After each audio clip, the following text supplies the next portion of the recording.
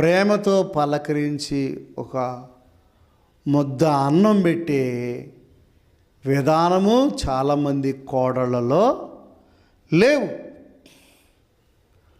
క్రైస్తవులే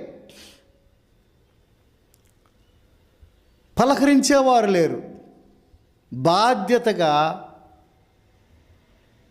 మరి చూచేవారు ఈ దినాలలో లేరు. ప్రార్థనకి వెళ్ళరా, వెళ్తారు. వాక్యం వినరా, వింటారు.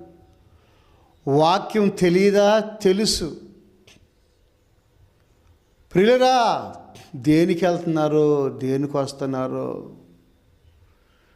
చాలా ఘోరమైనటువంటి పరిస్థితుల్లో ఈ నేటి సంఘాలు, క్రైస్తవ సంఘాలు జీవిస్తూ ఉన్నాయి. క్రైస్తవ సంఘాలు పేరుకు మాత్రము క్రైస్తవుడే,